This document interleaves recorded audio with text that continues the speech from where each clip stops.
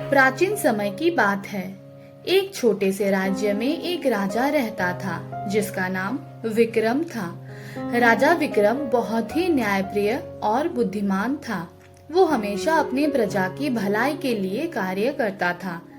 एक दिन राजा ने अपने दरबारियों से पूछा, मनुष्य के शरीर का सबसे शक्तिशाली अंग कौन सा है? दरबारियों ने अलग अलग उत्तर दिए। किसी ने कहा हृदय, किसी ने कहा मस्तिष्क और किसी ने कहा हाथ। लेकिन राजा को कोई उत्तर संतोषजनक नहीं लगा। तब राजा ने अपने सबसे विश्वसनीय मंत्री चाणक्य से पूछा। चाणक्य ने विनम्रता से उत्तर दिया, महाराज, मनुष्य के शरीर का सबसे शक्तिशाली अंग उसकी जीभ है। राजा और दरबारी आश्चर्यचकित हो गए। राजा ने कहा, ये कैसे संभव है?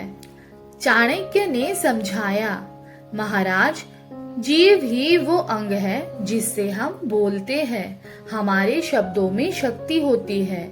जीव के द्वारा बोले गए शब्द ही हमें महान बना सकते हैं या हमें पतन की ओर ले जा सकते हैं। जीव की शक्ति से हम मित्र बना सकते हैं या शत्रु बना सकते हैं।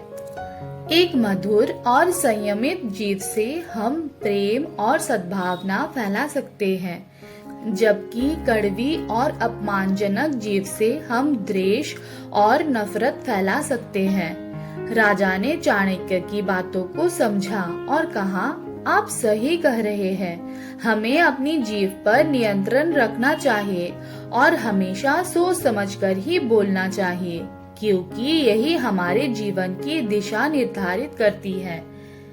इस कहानी से हमें ये शिक्षा मिलती है कि जीभ हमारे शरीर का सबसे शक्तिशाली अंग है।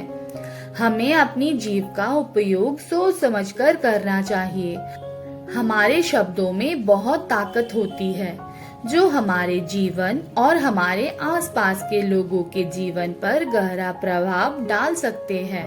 इसलिए हमें हमेशा सकारात्मक और प्रेरणादायक शब्दों का ही उपयोग करना चाहिए।